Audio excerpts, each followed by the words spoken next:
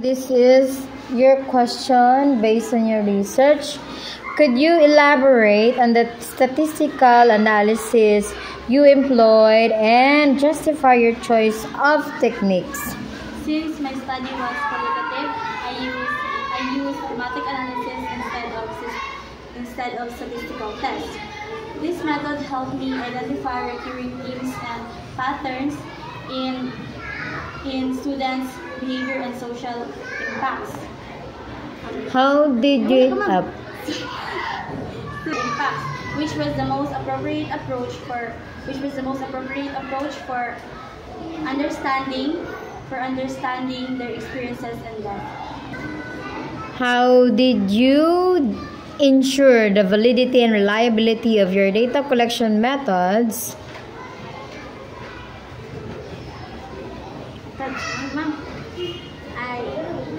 I ensured validity by using interview questions aligned with my research objectives and by conducting pilot tests. Validity was maintained by asking the same set of questions to all participants and analyzing the data systematically using thematic analysis. Can you explain the core problem of your research addresses and why it's significant?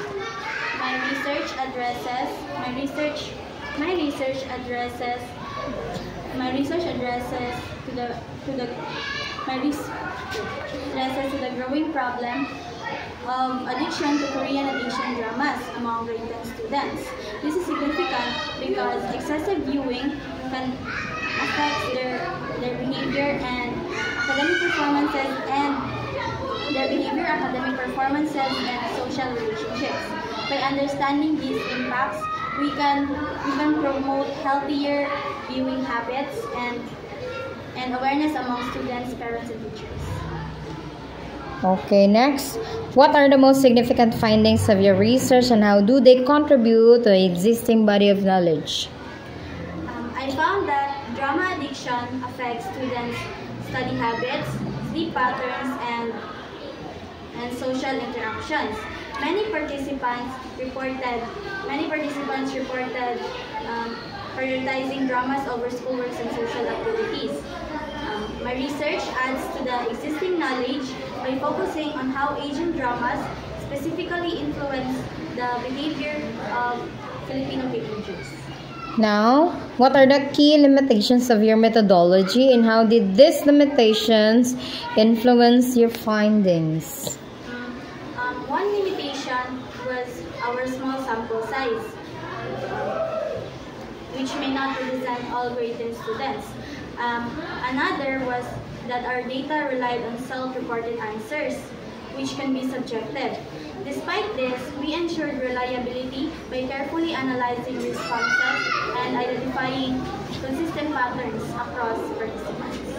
Okay, now, what are the next steps in this line of research and what future studies would you recommend based on your findings? Future studies would use larger sample size or a mixed method approach to include quantitative data.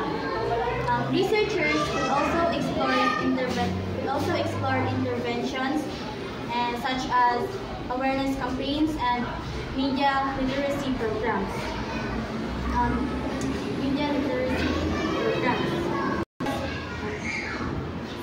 Such as awareness campaigns and media literacy programs to measure the effectiveness in reducing drama addiction.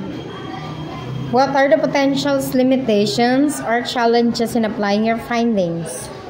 One challenge was that some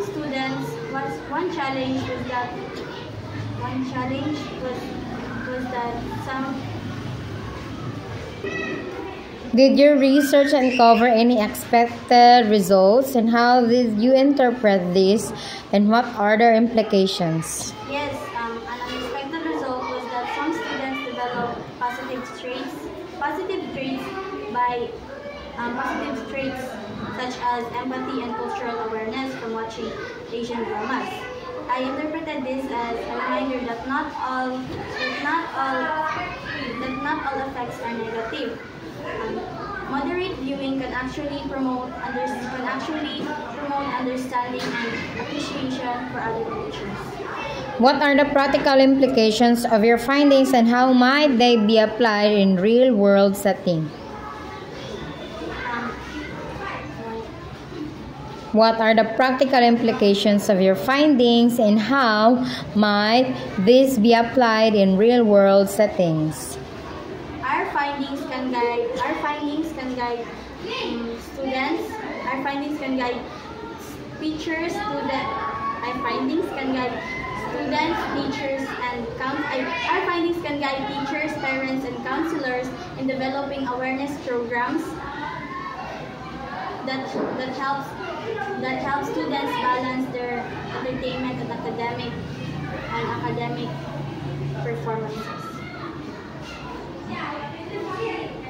How would you respond to criticism onto this research, and what are the tailored to this specific research? I would acknowledge that while our study mainly examined the negative effects, I also recognize the positive aspects such as cultural appreciation and emotional learning.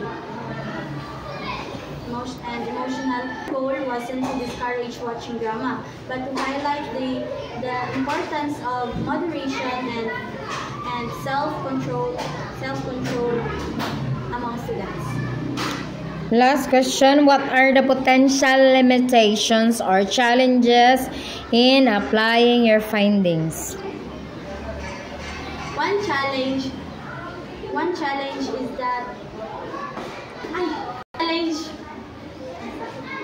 that every student's viewing habits and emotional response differ, so one solution may not fit all. Additionally, the influence of peer pressure and technology access can make it difficult to control their media exposure. Okay, thank you and congratulations.